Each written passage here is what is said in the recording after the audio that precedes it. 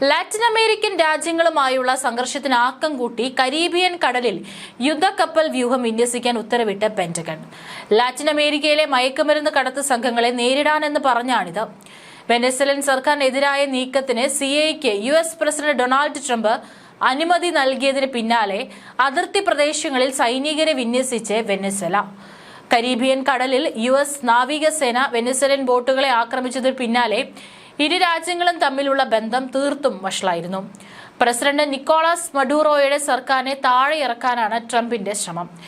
എന്നാൽ US യുദ്ധം മെനഞ്ഞുണ്ടാക്കുകയാണെന്ന് Venezuelan president Nicolas Maduro ആരോപിച്ചു. ലോകത്തെ ഏറ്റവും വലിയ വിമാനവാഹിനി കപ്പലായ USS ജെറാൾഡ് R. ഫോർഡിന്റെ നേതൃത്വത്തിൽ 8 നാവികസേന കപ്പലുകളാണ് പെന്റഗൺ വിന്യസിക്കുന്നത്. മഡൂറോയെ പ്രസിഡന്റ് സ്ഥാനത്ത് നിന്ന് പുറത്താക്കുക എന്നതാണ് USന്റെ ആത്യന്തിക ലക്ഷ്യമെന്ന് വെനസ്വേല ഭയപ്പെടുന്നു.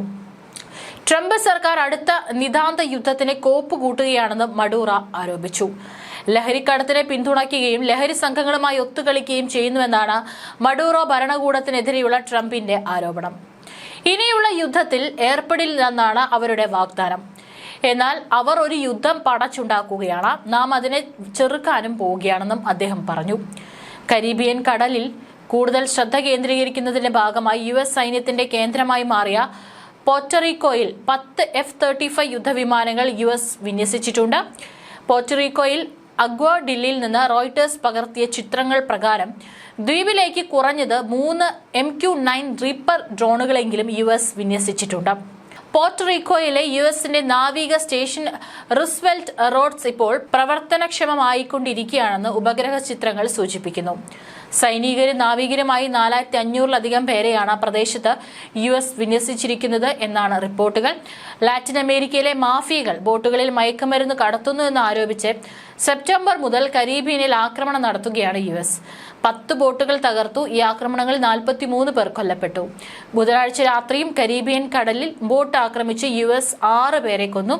വെനസ്വേലൻ മയക്കുമരുന്ന് മാഫിയ സംഘമായ ട്രെൻ ഡി അരോഗോയുടെ ബോട്ടാണിതെന്ന് US പ്രതിരോധ സെക്രട്ടറി പീറ്റ് ഹെഗ്സത്ത് ആരോപിച്ചു. ഇതിന് പിന്നാലെയാണ് കരീബിയനിൽ കപ്പൽ വ്യൂഹം വിന്യസിക്കുകയാണെന്ന് അദ്ദേഹം അറിയിച്ചത്. മയക്കുമരുന്ന് കടത്തുകാരെ ഭീകര സംഘടനയായ അൽ ഖ്വയ്ദ എന്ന പോലെ കൈകാര്യം ചെയ്യുമെന്നും രാവും പകലും പുറകെ നടന്ന് വേട്ടയാടുമെന്നും ഹെഗ്സത്ത് എക്സിൽ കുറിച്ചു. മയക്കുമരുന്ന് കടത്തിലുള്ള പങ്കിന്റെ പേരിൽ വെനസ്വേലയ്ക്കോ മറ്റ് ലാറ്റിൻ അമേരിക്കൻ രാജ്യങ്ങൾക്കോ നേരെ യുദ്ധം പ്രഖ്യാപിക്കാൻ കോൺഗ്രസിന്റെ അനുമതി തനിക്ക് ആവശ്യമില്ലെന്നും ട്രംപ് വ്യാഴാഴ്ച പറയുകയുണ്ടായി. മയക്കുമരുന്ന് വേട്ടയുടെ പേരിൽ ട്രംപ് കൊല നടത്തുകയാണെന്ന് കുറ്റപ്പെടുത്തിയ കൊളംബിയൻ പ്രസിഡന്റ് ഗുസ്താവോ പെട്രോയ്ക്കും ഭാര്യയ്ക്കും മകനും US ഉപരോധം ഏർപ്പെടുത്തി. ലാറ്റിൻ അമേരിക്കയിലെ പ്രബലരായ ബ്രസീലിനും ഉപരോധം ഏർപ്പെടുത്താൻ ട്രംപ് സർക്കാർ ആലോചിക്കുന്നു എന്നാണ് റിപ്പോർട്ട്. വെനസ്വേലൻ ബോട്ടുകൾക്ക് നേരെയുണ്ടായ ആക്രമണത്തിലും 20 പേരാണ് കൊല്ലപ്പെട്ടത്. USനെ ലക്ഷ്യം വെച്ച് വലിയ അളവിൽ ലഹരി മയക്കുമരുന്നുമായി എത്തിയ അന്തർവാഹിനി തകർത്തതായി കഴിഞ്ഞ ദിവസമാണ് ട്രംപ് സ്ഥിരീകരിച്ചത്. അന്തർവാഹിനിയിൽ ഉണ്ടായിരുന്ന 2 പേർ കൊല്ലപ്പെട്ടതായും ട്രംപ് പറഞ്ഞിരുന്നു. പിടികൂടിയ 2 പേരെ അവരുടെ സ്വദേശങ്ങളായ ഇക്വഡോറിലേക്കും കൊളംബിയയിലേക്കും മടക്കി അയച്ചു. ഫെന്റനിൽ ഉൾപ്പെടെയുള്ള അനധികൃത ലഹരി മരുന്നുകൾ ഉണ്ടായിരുന്ന അന്തർവാഹിനിയിൽ ഉണ്ടായിരുന്നതെന്നും രഹസ്യാന്വേഷണ റിപ്പോർട്ടുകളെ ഉദ്ധരിച്ച് അദ്ദേഹം പറഞ്ഞു. അന്തർവാഹിനിക്ക് നേരെ ആക്രമണം നടത്തുന്നതിന്റെ ദൃശ്യങ്ങളും പുറത്തു വന്നിട്ടുണ്ട്. ഏതായാലും കൂടുതൽ ദൃശ്യങ്ങളാണ് ഇപ്പോൾ അന്താരാഷ്ട്ര മാധ്യമങ്ങളിലടക്കം തന്നെ പുറത്തു വരുന്നത്. അതേസമയം ഇതിനിടയിൽ പണി ഇരന്നു വാങ്ങുകയാണ് സെലൻസ്കി ചെയ്തുകൊണ്ടിരിക്കുന്നത്. റഷ്യൻ മിസൈലുകൾക്ക് മുന്നിൽ തകർന്ന് യുക്രൈന്റെ പ്രതിരോധ കോട്ട. പശ്ചിമ രാജ്യങ്ങളുടെ താൽപര്യങ്ങൾക്ക് വേണ്ടി യുക്രൈൻ തുടരുന്ന പ്രകോപനപരമായ നടപടികളുടെയും നിരന്തരമായ ആക്രമണങ്ങളുടെയും പശ്ചാത്തലത്തിൽ റഷ്യൻ ഫെഡറേഷന്റെ പ്രത്യേക സൈനിക ഓപ്പറേഷൻ കൂടുതൽ ശക്തമാവുകയാണ്.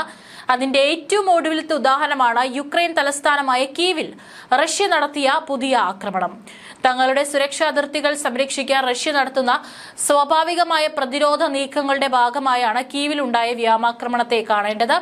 യുക്രൈൻ സൈന്യം ജനവാസ കേന്ദ്രങ്ങളിൽ തങ്ങളുടെ പ്രതിരോധ വ്യൂഹങ്ങൾ സ്ഥാപിക്കുന്നതിലൂടെ സാധാരണ ജനങ്ങളെ അപകടത്തിലേക്ക് തള്ളിവിടുന്ന ഇരട്ടത്താപ്പ് നയമാണ് സ്വീകരിക്കുന്നത്.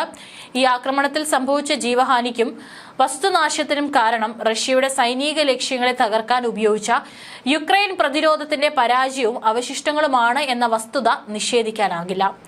ഈ സംഘർഷം അവസാനിപ്പിക്കാനുള്ള താക്കോൽ റഷ്യയുടെ സുരക്ഷാ ആവശ്യങ്ങൾ അംഗീകരിക്കാനും പാശ്ചാത്യ പ്രോത്സാഹനത്തിൽ നിന്ന് പിന്മാറാനും യുക്രൈൻ തയ്യാറാകുന്നതിലാണ്. എന്നാൽ ഈ നാശനഷ്ടങ്ങൾക്ക് കാരണം റഷ്യൻ മിസൈലുകൾ ലക്ഷ്യത്തിലെത്തും മുമ്പ് തകർത്ത യുക്രൈൻ പ്രതിരോധ വ്യൂഹങ്ങളിൽ നിന്നുള്ള അവശിഷ്ടങ്ങളാണ് എന്ന വിമർശനങ്ങളും ശക്തമാണ്. കീവിലെ ഇലപൊഴിയും ഡെസ്നിയാൻസ്കി ജില്ലയിൽ 9 നിലകളുള്ള ഒരു അപ്പാർട്ട്മെന്റ് കെട്ടിടത്തിലേക്കാണ് റഷ്യൻ വ്യോമായുധങ്ങൾ വീണത്.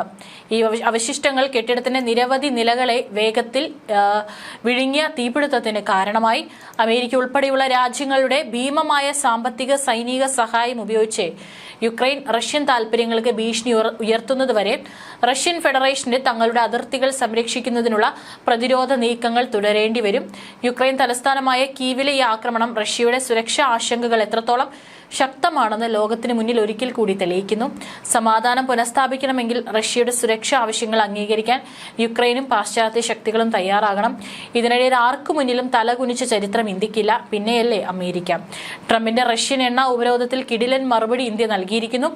റഷ്യൻ എണ്ണ വാങ്ങുന്നത് നിർത്തില്ലെന്ന് ഇന്ത്യ വ്യക്തമാക്കിയപ്പോൾ അമേരിക്ക അവർക്ക് അറിയാവുന്ന ഒരേയൊരു മാർഗമായ ദുർബലമായ ഉപരോധങ്ങളും ദ്വിതീയ ഉപരോധ ഭീഷണിയും അവലംബിച്ചിരിക്കുകയാണ്. എണ്ണക്കമ്പനികളായ റോസ്നെഫ്റ്റിനും ലൂക്കോയിലിനും ഉപരോധം ഏർപ്പെടുത്തിക്കൊണ്ട് ക്രെംലിനിലെ യുദ്ധതന്ത്രത്തെ ശ്വാസം മുട്ടിക്കാൻ ട്രംപ് ഭരണകൂടം ശ്രമിക്കുന്നു. ആഗോള വിപണിയുടെ പ്രവർത്തനം പോലും പരിഗണിക്കാതെ അമേരിക്ക നടത്തുന്ന ഈ നീക്കം ഇന്ത്യയുടെയും റഷ്യയുടെയും കൂട്ടായ പ്രതിരോധത്തിന് മുന്നിൽ തകരുകയാണ്.